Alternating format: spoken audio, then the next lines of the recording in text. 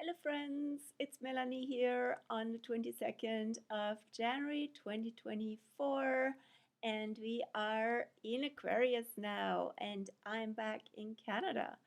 So a lot of shifts have happened since Pluto and the Sun both moved into Aquarius on Saturday. I heard from friends and from Facebook comment friends that weight has been lifting and energetically, vibrationally shifts have happened even literally on that weekend, the last weekend. So sometimes things can move really fast, especially when there are a few factors accumulating and compounding. I had a bit of discussion with a friend saying, yeah, he said, it's a gradual transition. This is just a marker with Pluto into Aquarius since Saturday, phase 2. But this one is quite a firecracker because not only did Pluto, together with the Sun in Aquarius, move into Aquarius, but also Uranus, the ruler of Aquarius, is going direct again on the 26th, right after the first full moon with Pluto in Aquarius. So that is quite a combination of factors. What do I mean with that? Uranus going direct happens every year, typically in January these days. And it is a shift from internal processes around freedom, autonomy, liberation, breakthroughs, into external expression of that and into actually seeing evidence for that in the world. So that is quite a marker. And Pluto going into the sign of Aquarius together with that, that's really a combination effect. I have been also following here in the last few days this conference, this online conference coming out of Switzerland, being in German. It's called Friends for a Better Future. That is very apropos Aquarius, and that's exactly what we need. We need to strengthen our friendships, strengthen our communities, our like-spiritedness, but come from the Capricorn place into that. What do I mean by that is come from our mature and experienced self, conscious self, bringing our best to the table as adults, not so much as needy, codependent, dramatic, neurotic beings. So having done our work, in other words, right? And then contributing that for the greater good, coming together with others on a similar wavelength, on a similar level of experience. And so we need to step up into our power. But that's very Pluto, right? And power has to do also with knowing, with being really conscious and experienced around working with shadow and not projecting that and not projecting our inner shadow onto the world and rather processing through our stuff than adding to it by externalizing it, right? For example, if we feel really disempowered by what's going on in society, with governments, with transhumanism, all of that, yeah, that has its place and is in the making. But if we constantly feel victimized by that and assaulted by that and resisting that and basically we're constantly in denial in a way of what is, but at the same time in a place of not going inward and actually saying what in me can actually contribute to the evolution rather than resisting what we don't want, right? So this would be a better position to have and also to share with others. So now it's also our responsibility, so that comes from Capricorn, to come together with people where together in a shared way, a you know a co-creation, a co-building of what we do want to see is happening from a higher and lighter vibration, and not importing all that heaviness, all this the baggage from Capricorn, which can feel heavy and depressed and burdened, not importing that into the Aquarius world. Pluto is currently in Aquarius until September 1st. And yes, it's true, it's a transitional process, 2023 and 2024. We had a first phase of Pluto in Aquarius end of March last year till mid-June. And now we have phase 2, which is longer, since Saturday, since the 20th until September 1st. And then from November 19th, Pluto goes fully into Aquarius. And we will notice that it's interesting that also coincides with the American elections. And it will be in Aquarius until 2043, 44. Yes, 20 years. So there is a big transformation of society and of humanity. That's the simplest common denominator of Aquarius coming in. So our question is like, not feel powerless, but what can we contribute? How can we distribute also a spirit that is empowering? If we share, if we come together, we can create change, which is Pluto again. And so what else is going on specifically this week? The big news of this week, actually two things, is the full moon.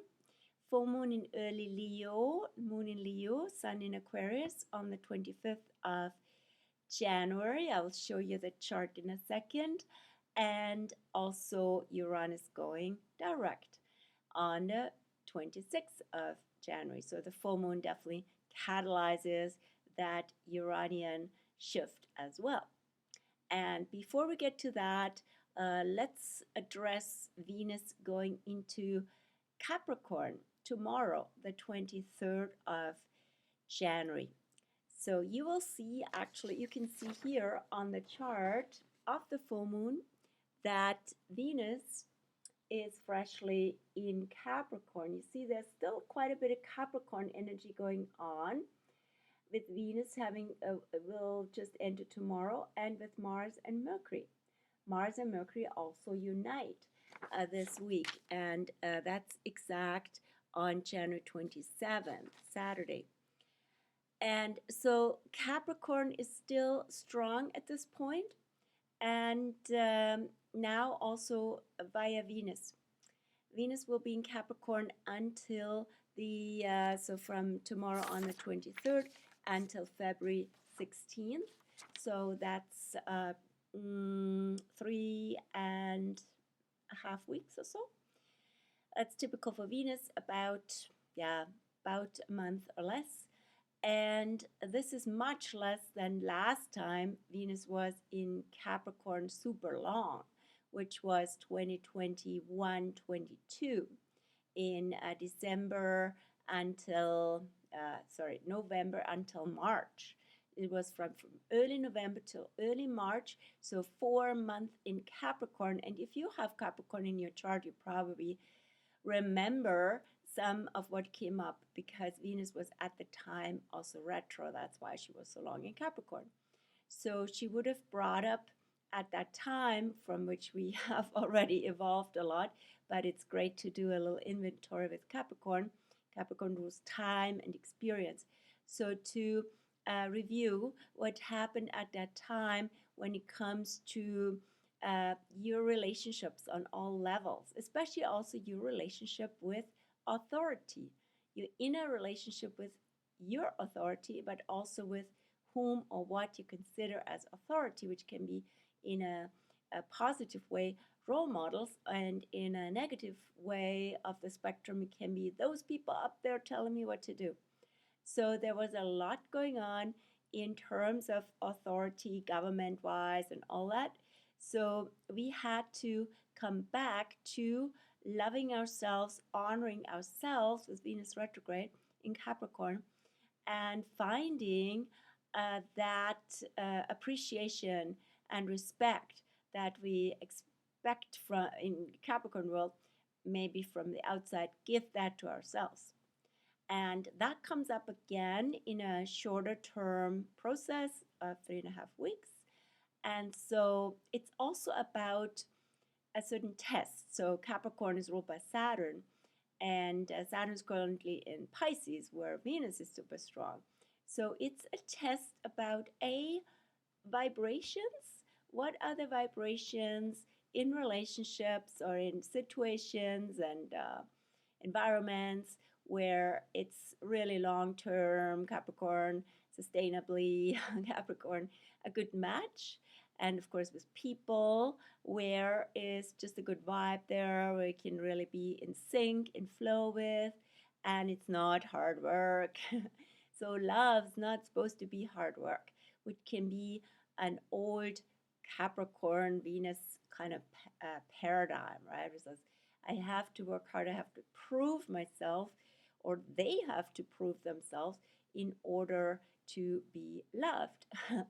And so we may also, to address this theme in a more positive and more conscious and higher vibrational way, we may also, yes, love and honor where we have come with all our experience, right? And really be loving rather than hard and saying, yeah, okay, there's more to do and you could have done better and all that, to really honor ourselves with our life experience. It's kind of a grandma love, Venus in Capricorn.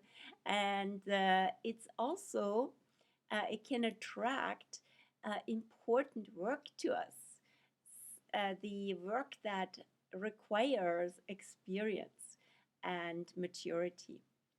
And so if you're out and saying, yes, I feel really responsible, I feel I have to show up, and for this is a great time to attract where rewarding, important work wants to come your way. Then, yes, of course, also in relationships, we'll see where maturity is and where it isn't, and simplicity rather than drama or all sorts of stuff we don't want to waste our time and energy on. That's very Capricorn, right? Then let's go to the full moon and to the full moon chart. So as I just said, I'm saying a few more words about Capricorn because Mercury and Mars in Capricorn come together on the 27th, on Saturday. And then Mercury moves soon out of Capricorn on the 4th of February, goes into Aquarius and starts also more of an Aquarius trend this direction. So Mercury and Mars together, they come together once a year. And no, wait a minute. Mercury catches up, yeah, once a year with anything. So Mercury now with Mars. And so that can be quite a strong energy, or also a strong drive, maybe even passion, or can be even anger that motivates you to do something and to say something. That's Mars and Mercury, about important issues that you value, which is mid Capricorn with a Taurus undertone. And expressing our values, expressing what matters really long term, and what is sustainable, and what you want to take on and what you don't take on. So I had a little discussion on that note with a new client today in terms of technology, how we want to engage in it and what we don't need. We both agreed on that. That was great. And yeah, So a Capricorn typically says, been there, done that, or I already got it. Why are you selling me another version of it? And so Mercury, Mars in Capricorn can bring out your inner sage actually too, and with a lot of passion and drive behind. Mars in Capricorn is super well positioned. Mars has been in Capricorn since January 4th and still until February 16th. So that's the planet being the longest. Sorry, February 12th. February 16th will be Venus. So, but Mars will be still for substantial time in Capricorn, where it's really well positioned in terms of accomplishment, having energy, and having motivation, a plan, and doing something about it and feeling good about that. So, Mars in Capricorn wants rewarding work and accomplishment and has a lot of ambition for that, a lot of staying power, doesn't give up easily. It's like a marathon runner or a mountaineer energy. So, yeah, and also makes the energy sustainable, right? So, not exhausting ourselves unnecessarily. And yeah, and now Venus entering Capricorn, right? As I mentioned already, Venus will be the longest, still the last planet to leave Capricorn this year, and that will be until February 16th. And so we then have this Aquarius energy. So with now the Sun having entered Aquarius and passed Pluto, in fact, on Saturday, the last day of Capricorn, just before both entered Aquarius, we are in also with Sun Pluto a superpowered Aquarius impulse and initiative and yeah, strong incentive there, right? And early Aquarius, where the Sun is still, Pluto is still for the rest of the decade. Early Aquarius has a Libra undertone. So some of your Librans might also notice that, generally speaking. And what's the theme here? Again, relationship, balance, harmony, fairness, and justice. So social justice would be quite a theme with Aquarius and Libra in combination. And so currently it's acutely a lot of awareness, a lot of consciousness comes to it with the Sun. What is here fair? What's happening in society? And is that a good, fair, equitable solution for humanity? What's been cooked up by some of the elite, Capricorn, right? And those summits we have heard about. And what can we, the people, Aquarius, do about it? And how can we be in our power and how can we be the change? That's a big theme with Pluto in Aquarius. Then here is, in contrast to this Aquarian winter and communal energy, there is Leo with the moon. The moon holds the balance, is almost the only factor in the full moon chart on this one side of the hemisphere. And actually, quite a bit of energy is being directed at, or also released from the moon, the full moon. So that moon in Leo is all about joy, and about early Leo is about self-love and self-expression. Authenticity has an Aries undertone. And so how can we bring our color, our spirit, our authentic self that we haven't given up and being sort of all blended in into being just one of many, being unique and feeling special, expressing our special qualities in this life.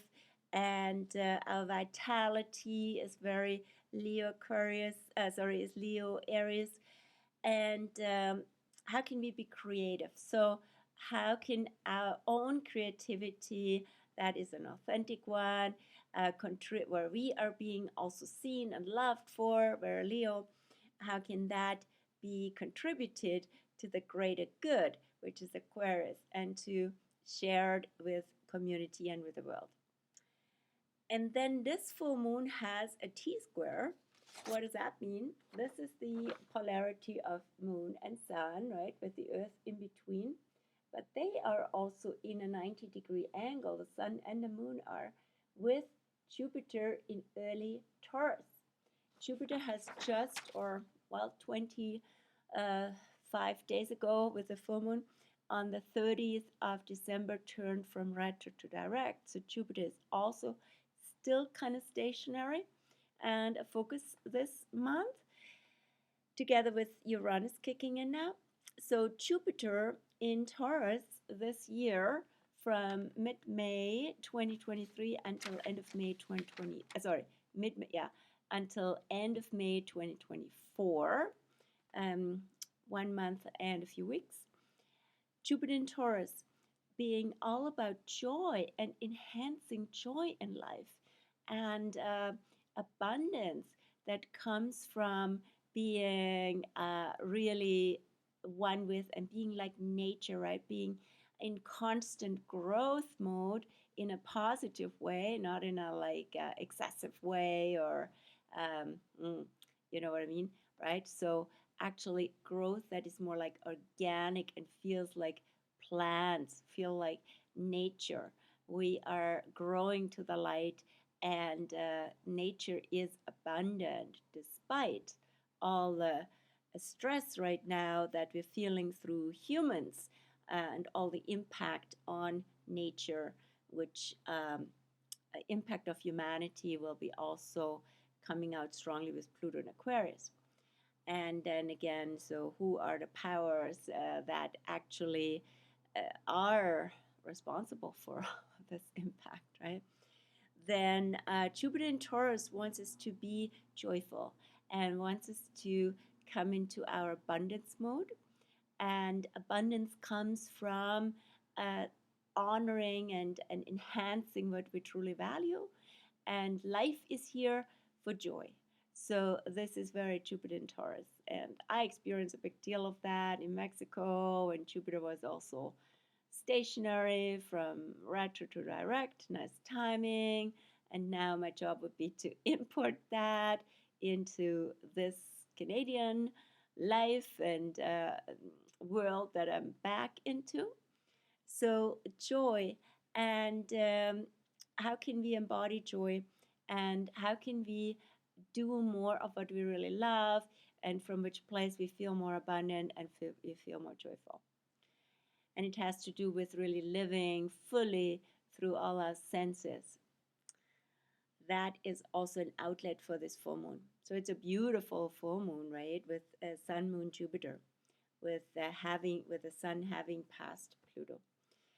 Then, as mentioned, or also here for the full moon itself, you can see the configuration that is also pointing to the moon. It's called a yod, it's called also a green kite, and kite is the word in German where I learned these configurations in this. Actually, that was in Switzerland, but German still. So the configuration of a green kite is in German called grüner Drache, and a Drachenfigur is like a dragon. Dragon and kite are the same word in German. So a kite is a dragon, but of course not every dragon is a kite, but it's like a dragon in the sky. And so this is interesting because we're also coming towards the new moon. The next new moon on the 9th of February will be the catalyst, will be the starting point for the Chinese New Year of the Green Earth Dragon. So more about that soon. And here we have a green kite pointing towards the moon. And what is a kite as a configuration? Kite is also a search figure. It's composed mostly by a yod, which is this configuration, the triangle without the without the polarity here.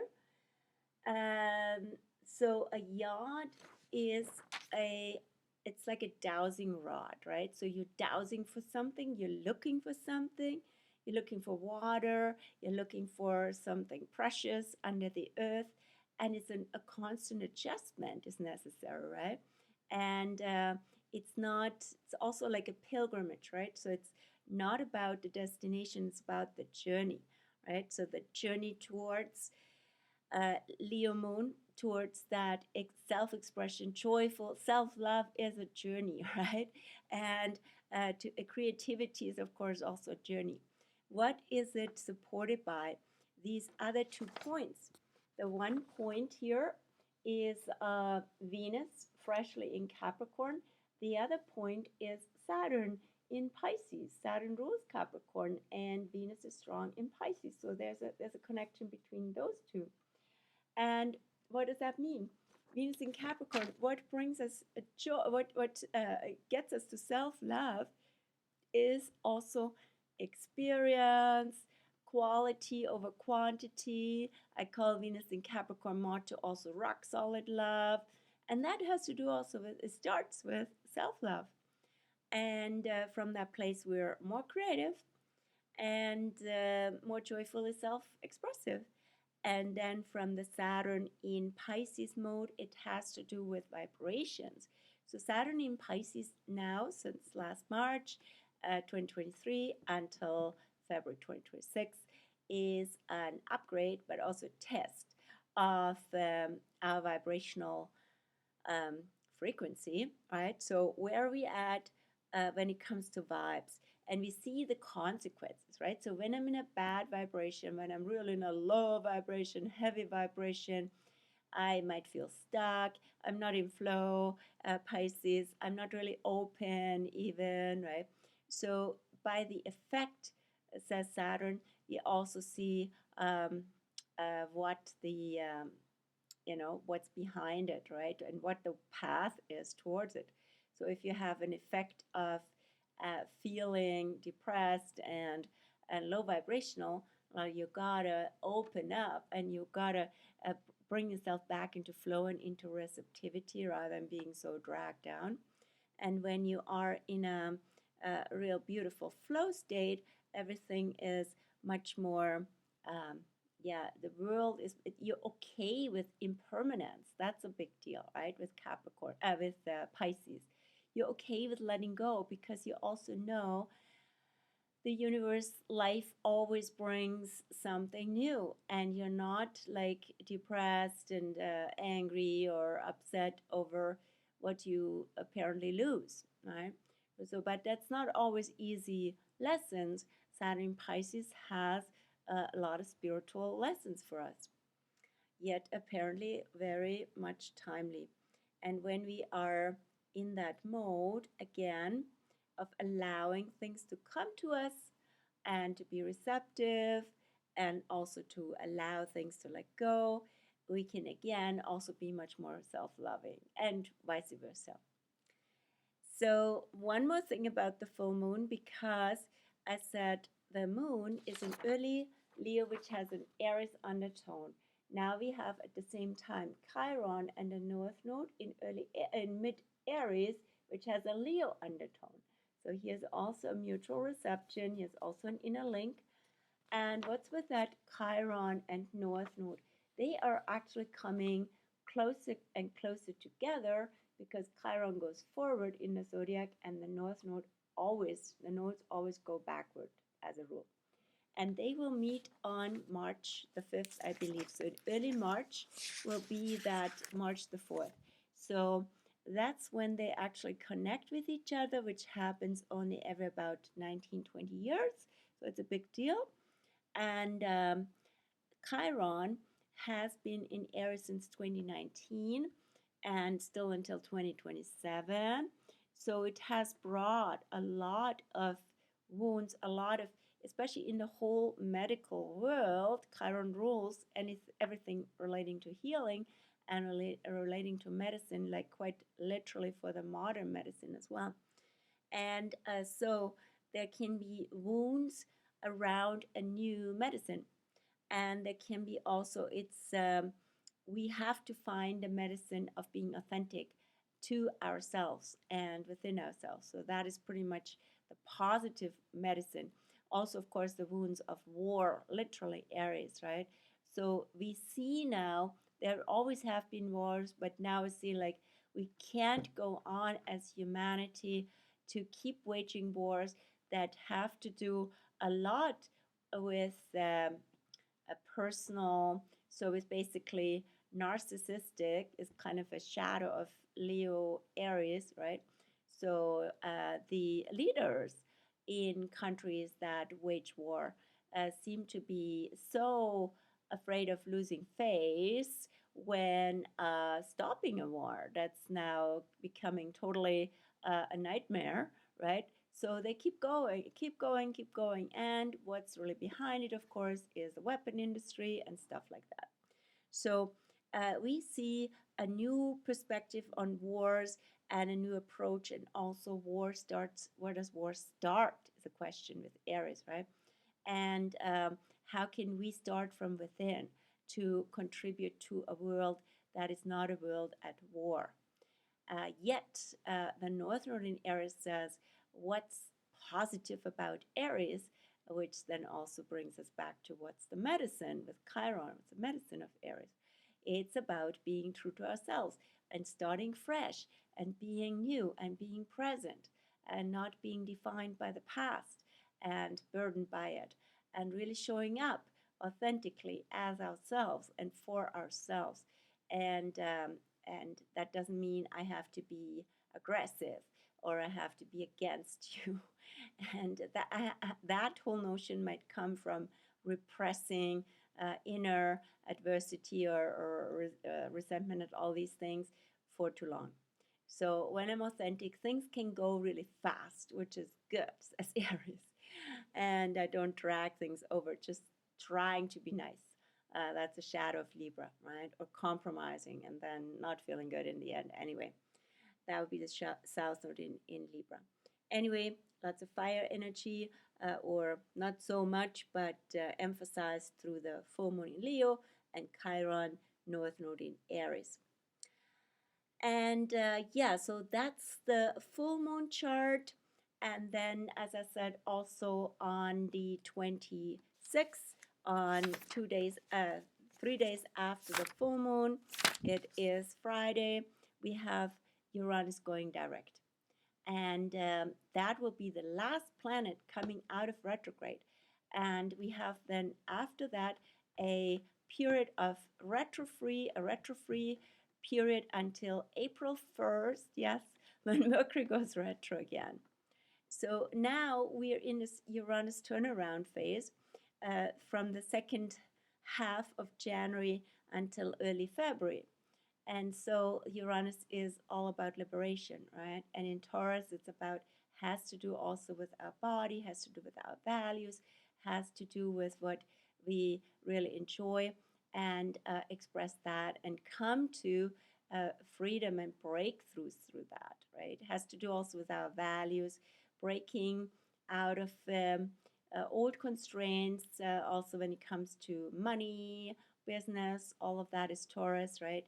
And even of the whole material plane that can be really slow and sticky, it's also Taurus, right? So how can we come out of that? That is actually a connection with Pluto in Aquarius, the ruler of that Uranus rules, right? So Pluto in Aquarius will also help us in the long term to come out of old, slow, and heavy vibrations, right? Or dimensions, even, right? So with Uranus in Taurus, you can already practice that. And might feel a bit woo-woo, might feel a bit wild, crazy, which is Uranus. So lastly, what's going on with early Aquarius has a Libra undertone, already said that, we're not now. And then the moon, lastly, yes, we are now in the Cancer moon phase since this afternoon, Pacific, Monday.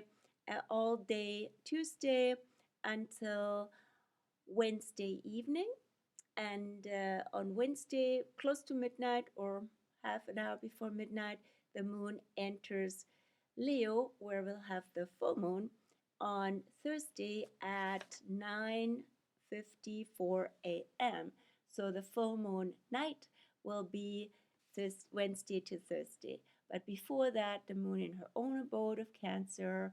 I feel really good about the Cancer moon right now, and it's time to come back home into ourselves and cultivate everything homey and be gentle with ourselves and caring and with others, of course, with all those those beings whom we really care about and care for, connect with family, and feel a good sense of belonging, right? So cultivating that. But of course, everything comes up emotionally that is linked to that, and not all of that might feel good. But our feelings are important with the moon, the pre-full moon in Cancer, and it's our job to take good care of those. Then the moon in Leo, the full moon, and the moon will then go over what's called the Sphinx point from Leo to Virgo on Saturday, exactly at 11:11 a.m. Cool. So that Sphinx point is all about self-awareness, right? So that self is very strong in Leo, and with Virgo, we become more aware of ourselves. It can also mean we analyze ourselves, we're more observant, and we also notice where certain things don't work and what we can do about that. That's very Virgo. And it's also, we become more humble in a good way after so much Leo energy. So it's like, okay, back to normal and it's good. But the Leo full moon is fantastic for anything that's celebratory, right? So if you want to celebrate with your friends, this Leo full moon is fantastic for that. So either Thursday or Friday. And then Saturday, as I said, from noon on, from 11:11 on, the moon goes into Virgo over the weekend, and yeah, until Monday, until Tuesday morning. So in this whole phase here of the astro weather of the week. And so that's it for today. And already been talking for 37 minutes. I close here under the 40-minute mark. I wish you a good week, and I'm happy to be back and back in service, apropos Virgo, and seeing clients again. Having clients scheduled in person is awesome. And if you'd like to come yourself, maybe you have a birthday coming up or otherwise, you're most welcome. And you also hear from me if you're on my email list. You hear, you get my email Astro News for the full moon and the phase from full moon to the new moon. Then, yeah, soon, aiming for after the Aquarius new moon, there'll be also new workshops, new classes for several levels. So, again, as a hybrid, in person or online, you can participate. I look forward to all of that. I wish you well. Have a great week and happy full moon to come. Bye.